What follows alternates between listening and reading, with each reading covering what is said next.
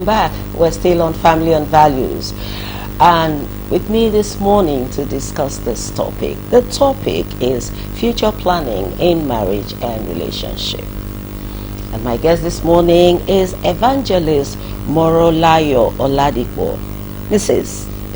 Morolayo Oladipo is a marriage and relationship expert. So the family, as always, at what point in time future planning in relationships or marriages, you have laid the foundation, because that is the beginning, the God angle, the scriptures and all things. And I said,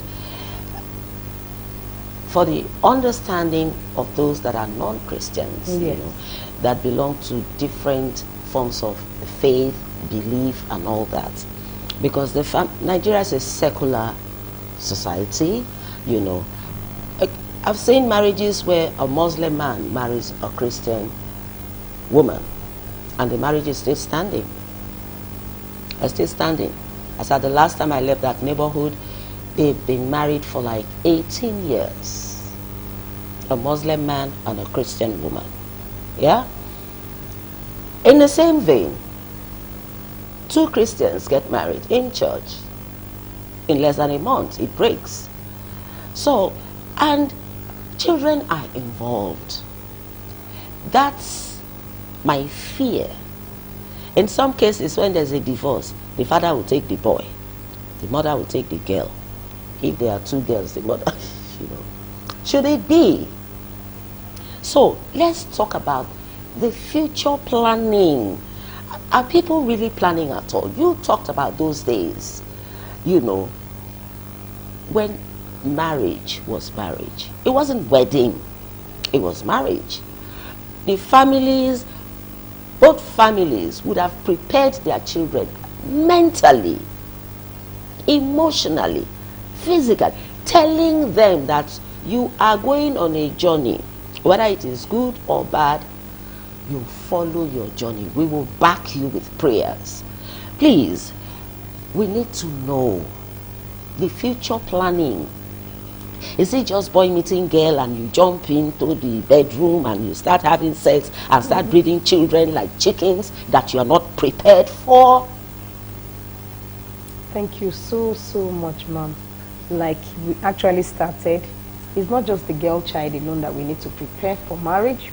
We need to prepare the male child as well. Yes. And when you ask me, I say to myself that most of the time is the women at the end of the day, because I'm the mother. I give birth. I carry the pregnancy of either a male child or female child for 9 months. And so it's my responsibility to bring that child up, male or female. So preparing the male child as well is very, very important, especially when they're growing up, among siblings. The way you correct them, treating their sisters, the way you correct them, attending to people. Some children, they grow up and they see even their senior sister, like a male child, you see him bullying the senior sister. So from that aspect, you make sure the male child understand that, look, your sister, she's your senior, number one. Number two, she's very fragile. It's your responsibility to respect her first and to be able to protect her. Every female child needs to be protected. And so growing up as a male child, we should have been able to inculcate that habit into them, that character bringing, to say, you know what, you don't hit female children. Female children are fragile. And that same sister of yours will become somebody's wife. And before you know it, you are growing up to marry a woman. That woman, the way you treat your sister from now will make you to treat any other woman right. Exactly. Because you see them properly. So, like I said, the women with the mothers, we have to make sure our sons understand the part of a woman, that the woman needs to be respected. Either she's young or she's getting older into marriage.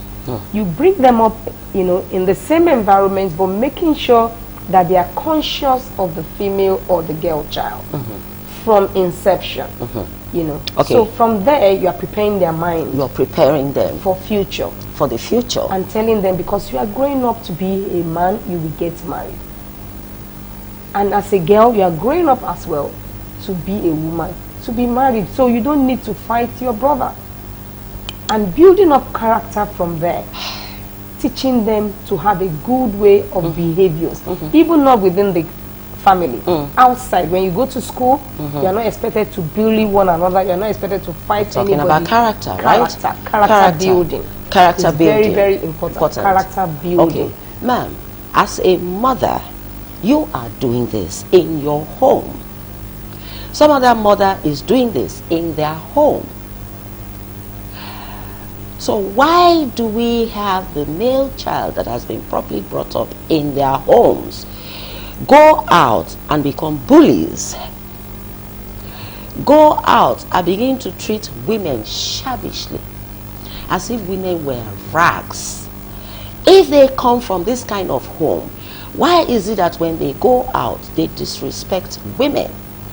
When their mother is a woman, their sisters are a woman, cousins. I mean, some men come from families where all their siblings are girls and they are the only male. But we see them becoming bullies outside, having toxic characters outside, narcissists outside, if they come from such a home. And then, of course, I also want you to talk briefly about War of the Siblings. Please. Okay. I think those characters develop as they mix up with friends in school. Peer pressure, we call it peer pressure. For example, your friend that you're sitting with in class fighting another girl in class, and you're trying to hold the boy. Say, no, you don't do that, because that's the upbringing you have from home. Before you know it, in the environment we have now, that same male child can focus on you and punch you for, you know, not allowing him to punch the girl. So you are looking, is that the right thing? And you know, this peer group ganging up together. That is gangs, fraternity. You know, you won't be surprised that on the street now we have cultists. No, I'm on not the surprised. Streets. You know, being an evangelist, I really minister to most of the street boys in my environment. You wouldn't believe what is on the street there. Most of the boys on the street are cultists. They will tell Different types, different age group, different environments. In the beginning, we thought it was only universities. Exactly. I hear that these days, even secondary school. Exactly. Your neighbor, yes, on the streets. Yes. And it goes as far as, you know, those days when we're growing up, your mom could be going to the market and tell you to stay with your neighbor. Exactly. These days, when you can't do that because you don't know that neighbor's son. You can't do that because by the time you come back, you may not even recognize your son. son. Exactly. And most of the things happening now on that, most of the parents don't really have time. We are busy. The economy is so tense. We go to work. We're tired. We come back. All we want to do is to rest. We don't even take time to feed them anymore. We don't ask them questions. What happened in school today?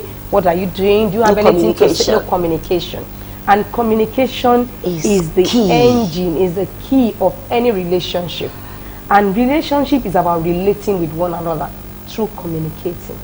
And if that one is not there, a lot of things, like I said, if a family or a relationship is going to rise or die, it depends on communication. Of course. Depends on communication. So as a mother and as a father, no matter how busy we are bringing these children up. We should come back from work and ask them detailed questions of what happened to them the moment they step out from home in the morning till when they come back home in the evening. It's part of character building for them, because when they know that, when they get back home, mom will ask, what did you do in school today?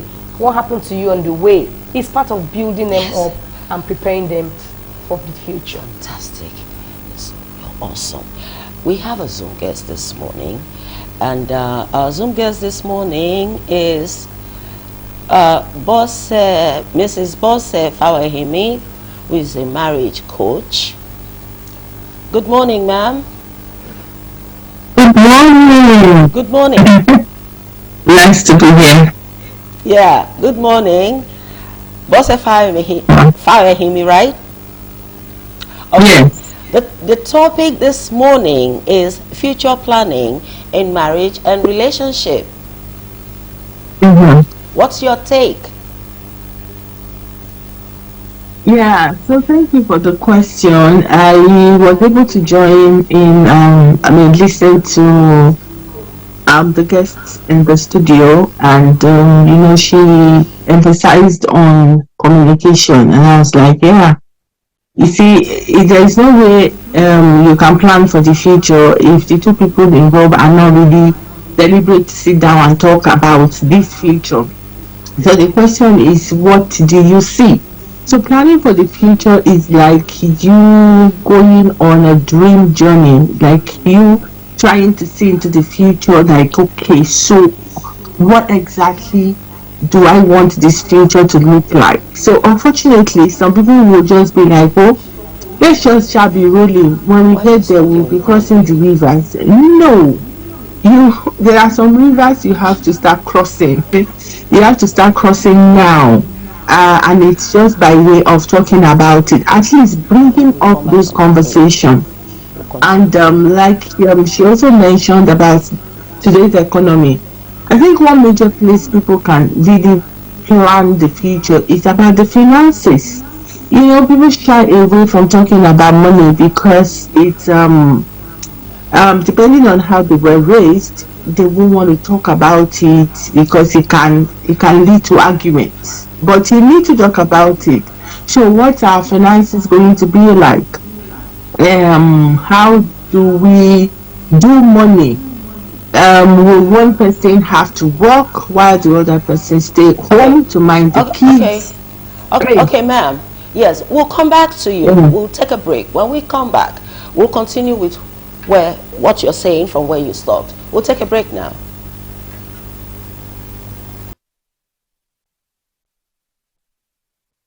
Welcome back. We're still on Family and Values. Before we went for that break, we were talking to our Zoom guest, Boss Fawahimi, who is a marriage counselor. Please, ma'am. yes, ma'am. Yes, we were talking about future So I can go planning. on. Yeah. So I was just talking about the financial issues. People, Y- couples fight a lot over money these days, and some of these things yes. are just what they should be talking about. Because if you are going to be married to a guy that, as a woman, will tell you, no, you're not going to work. You cannot keep my child in a daycare. How can my child go to daycare? Probably in that guy's home where he was raised, mom was stay Mm-hmm. at home mom, or mom just had one small business outside of in front of the house where Yes. anytime they came back from school, mommy was home. Mommy was always Yes. home for them. So this guy, Exactly. in his own mind, he cannot see a future where my Mm-hmm. wife will not be home. So Mm-hmm. now you are marrying that kind of a person, and you, as a lady, where you came from, your Mm-hmm. mom, I mean, was the Okonjo Iweala of the family. You know, I like it that. was of the family, and you I are like dreamed that. about getting to the very height of your career and all of that. Now both of you You are coming know? together, then you really need to plan. Ha! Yeah, But wait a minute. Wait a minute. yeah, Must they come yes, ma'am. together? See, the background. We're talking about the background. My guest here this morning just said something similar to what you said. You come from a background where your mother was an Ngozi Iweala, and then you go and marry a guy whose mother was at home 24. There will be a clash of personality, right? So you're going to Yeah. work harder.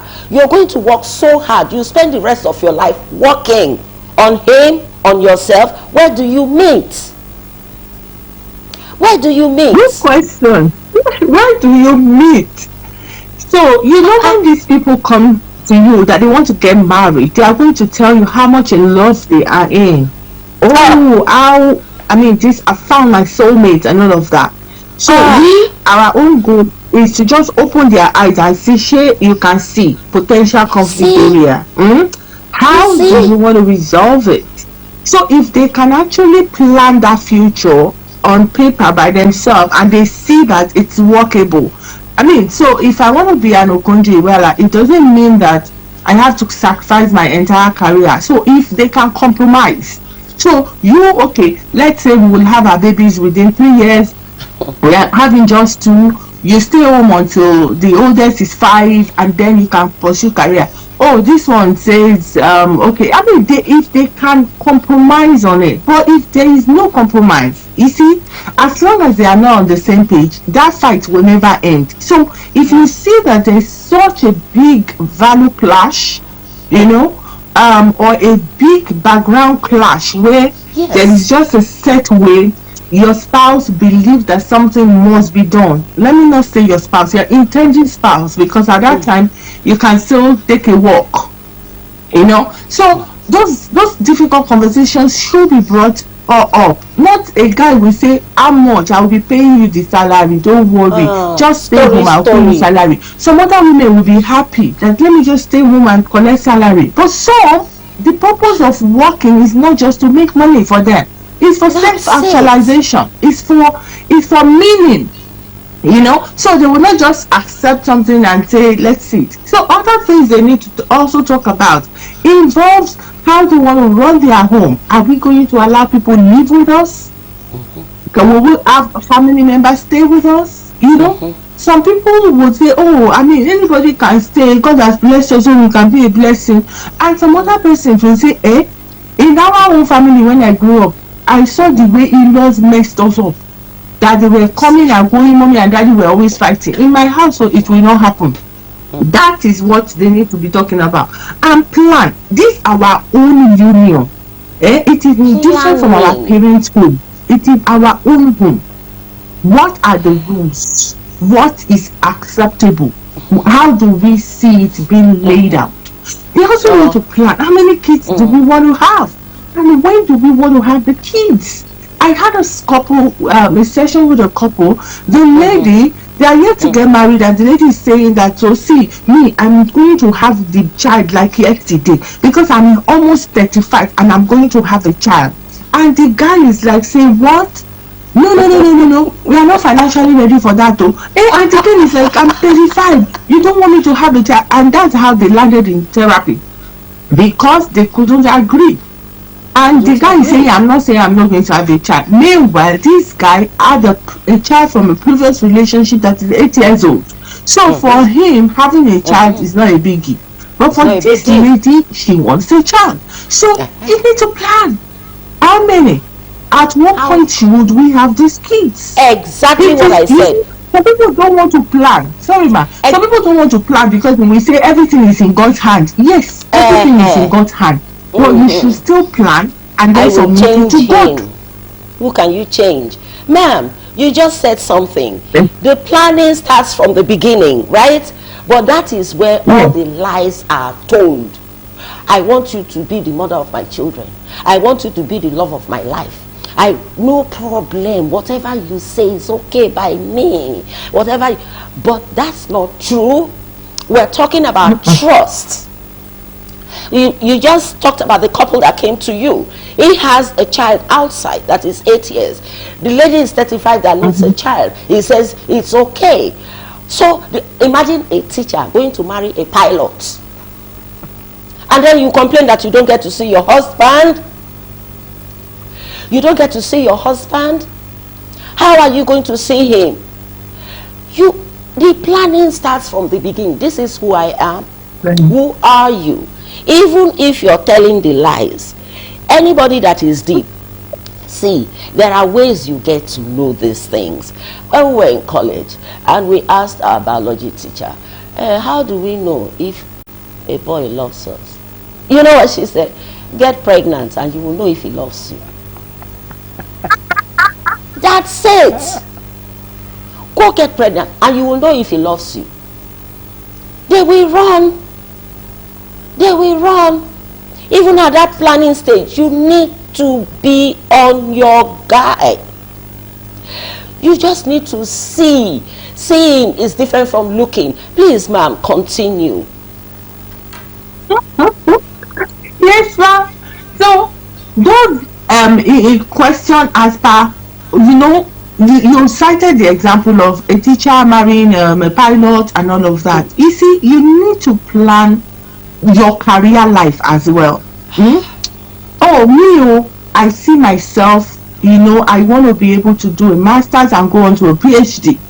and the other person will be like, oh, I would like to do this, become certified in this, become certified in that. Oh, I will want to relocate from this country, oh, because that is another major thing. I see myself that sometime in the future I will not be living in this country, and then some people will have issues with that and say, no, my dad has promised me government position.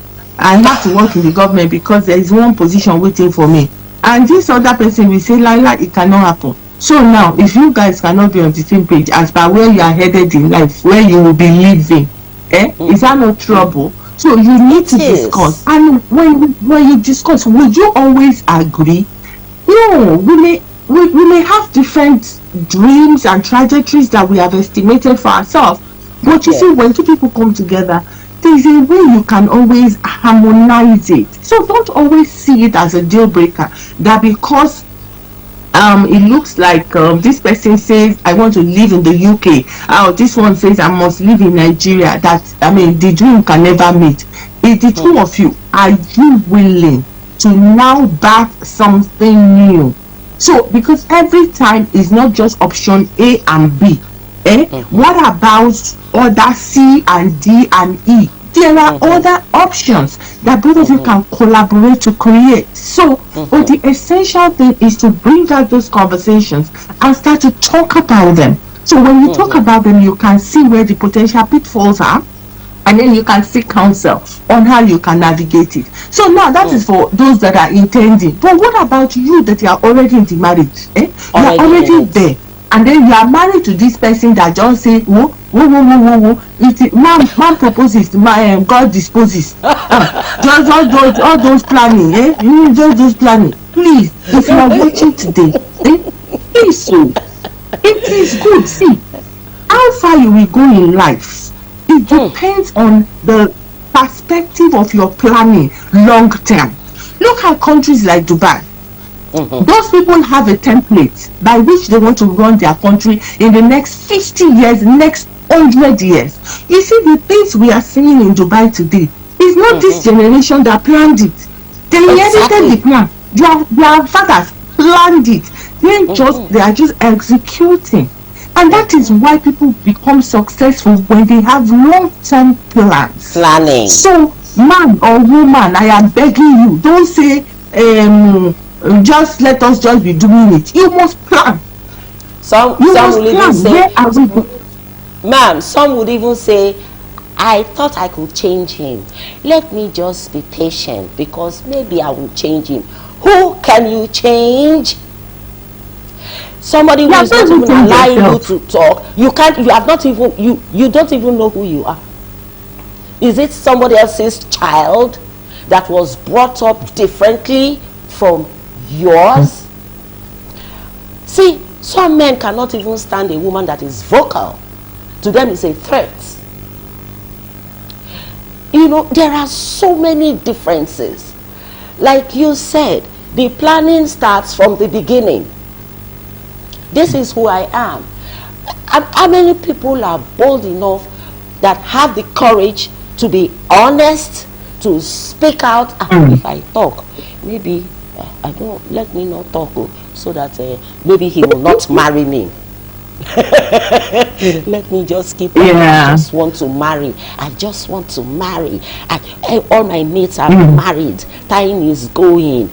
John Law. Let me just marry so that everybody will see that I am married. Mrs. Somebody. Mrs. Somebody. And then you go in. Tomorrow he begins to tell you that, after all, I'm doing you a favor. If I didn't marry you, who would have married you? When we talk about violence, there is also verbal violence. Okay, it's bad enough that somebody hates you, that is physical. What about the verbal? That will bring you, diminish you to nothing. We talked about narcissism the other day.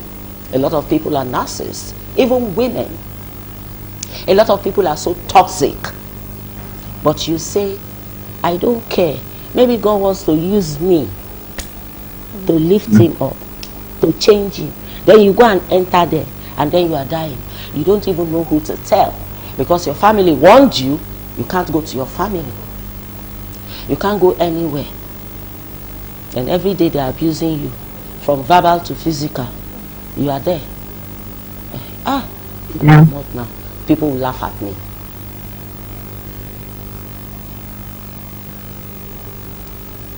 Yeah, it's so sad. It's so sad that there it's are many pathetic. desperate people out there, Desperation leads to and destruction. because they're desperate, so they just Yes. will take anything. Anything. So there is a lady. There is a lady.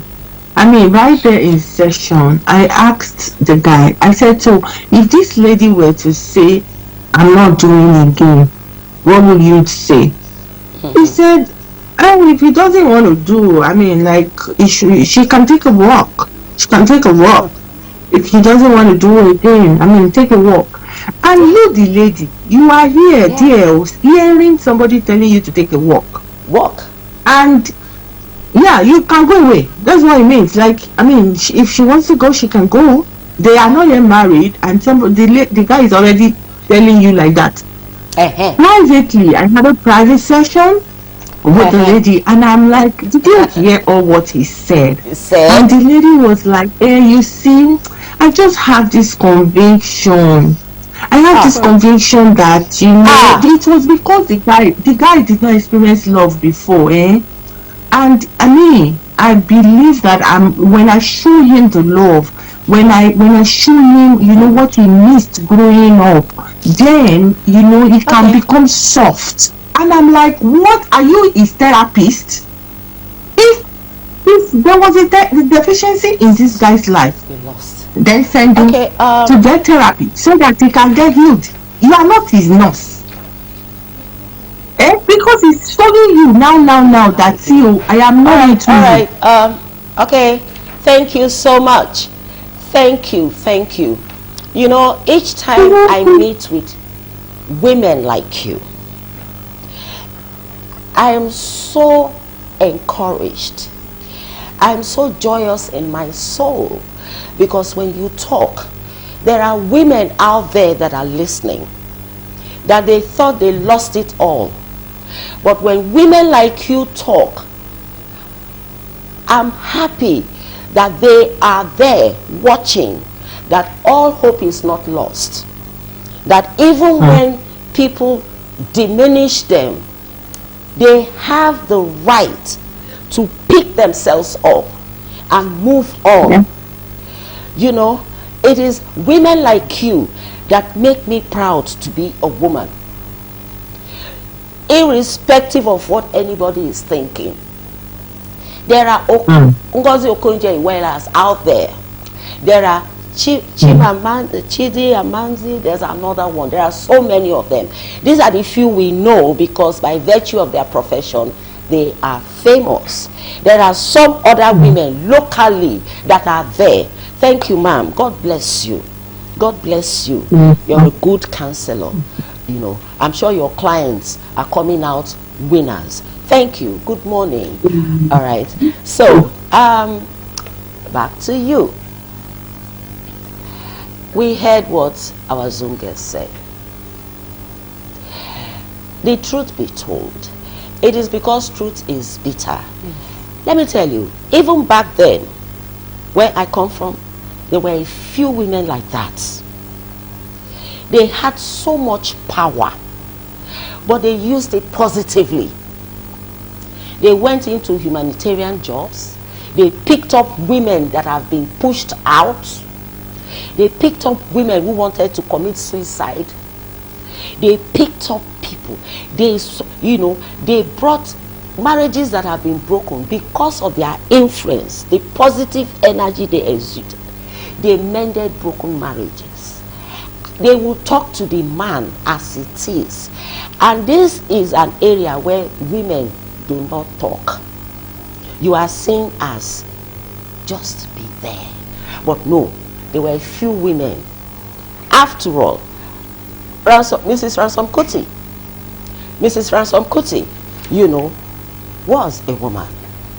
So we have them out there. So I'm going to ask you, what advice would you give to couples in marriage and relationships on future planning? The future. We had our Zoom guests. You started it also. The planning.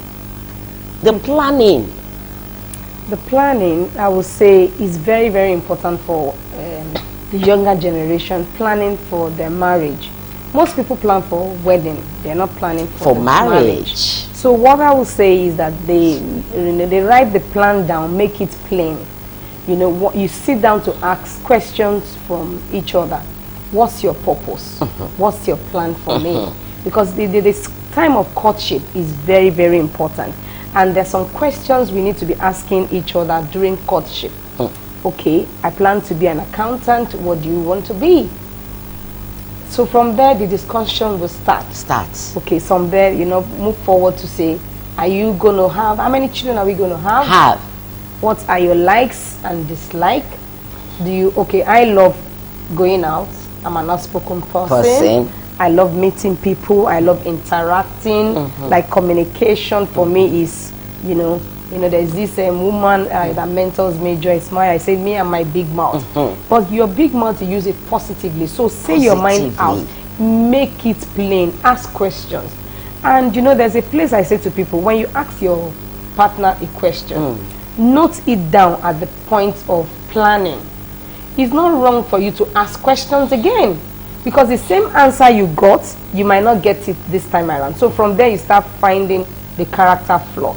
Is he somebody that is having integrity? Is he a truthful person? Because most of this younger generation, they lie a lot. Even the ladies, they lie of who they are not. They lie. Listen to that slogan. Exactly. Fake it until you make it. Until you make it. The lies. The lies. Okay, how would you see the red flag? Please, at this stage of planning, I used to ask Grandma, how would you know when a guy is lying? You know what Grandma said? When they begin to scratch their hair and they begin to lick their lips, scratching their hair. Head that has no hair, they are scratching it. So please, let's know, at this stage of planning, how would you know the red flags for the sake of this generation? Yeah. Part of the knowing the red flags is that, for example, you book an appointment to meet somewhere and you're saying by 10 o'clock I'll be there, and by 10 the person is not there. The person is not even calling you, he's not even apologizing, not giving you excuse to say, okay, I'm so place, I'm running late.